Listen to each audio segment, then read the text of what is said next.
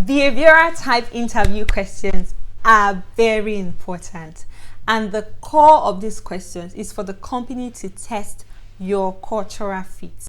These behavioral questions are aimed at seeing how you fit into the company culture. Now, this video is not about a template. I'm sorry guys, but I do not have a template today. I may have one next week, but this video is not about a template. I'm going to teach you how you can confidently answer any behavioral type question, no matter where it comes from, what angle it's come from. I'm going to give you a strategy that you can use to craft and prepare yourself, always ready for behavioral interview type question.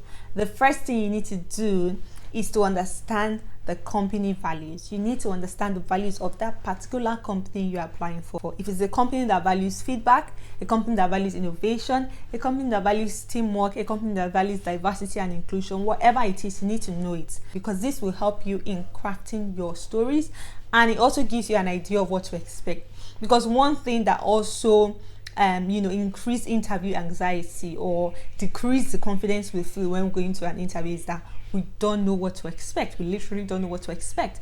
But if you have the company values at your fingertips and you understand them at the core, you can then expect certain type of behavioral interview questions from these values. Because again, behavioral interviews are aimed at seeing how you fit into the company culture as a result of your past behavior that can then predict your future performance. The second thing you need to do in order to answer behavioral interview questions very brilliantly is to craft your stories. You need to have your stories at your fingertips again, whether they are real or they are not. I'm not going to lie. It's not all the stories I tell in interviews that are real. I beg. Real or not, you need to have your stories ready.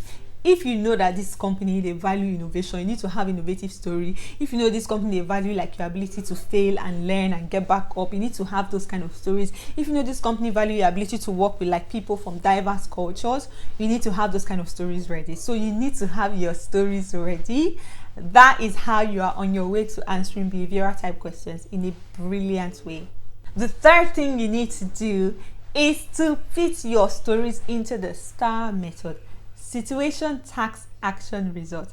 The STAR method is very important. It keeps your story in a concise manner that highlights the key points and the key qualities or behaviors that the recruiter is looking for. So you need to have those stories. I personally will say for any interview you are going for, look at the values again, look at some of the attributes they value, and then start developing stories around those values. Start developing those stories and then put them in the STAR method. Think of the situation, the task, the action, the result. The result must always show how that value, how that behavior was able to help you achieve great things. That's what the result must show.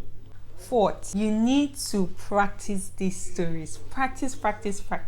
Like I said, it may not be your story. Maybe a colleague that took feedback, maybe a colleague that went above and beyond for a customer. Carry it, craft it in your own name and tell it. And when you're telling it, say I. Because in interviews, most times we tend to we don't want to do too much. We want to, sort of calm down.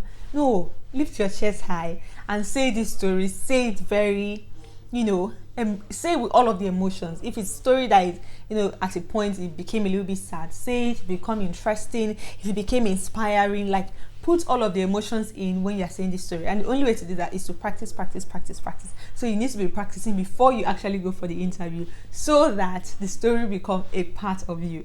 So if you're currently in your interviewing season, you need to have these stories, practice them. Even if there's no recruiter, don't wait for a recruiter to call you and say, right, Ella, we want to interview you next week Monday. Don't do that.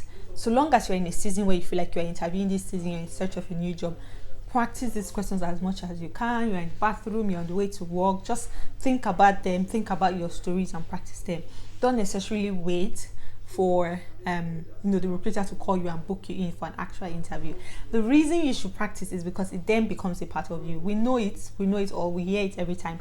Practice makes perfect. These days, these recruiters know the same ChatGPT that you know. So you go to ChatGPT to get an answer and come and tell them, they'll just say this one is not serious. So you need to practice. So it becomes a part of you. So it's more natural, and so that you can tell your story in a way that is real and aligns with the values that the recruiters are looking for. Thank you for watching this video. I know you have learned a few things. Please like, comment, subscribe, engage with this video, and share it with somebody that you know that needs it right now. In the description part of this video, I have attached other videos like how to calm that interview anxiety, how to answer tell me about yourself, and how to use the STAR method to answer questions in an interview. You can engage with those videos because you'll find them in the description part of this video. Thank you for watching. Until next time, bye.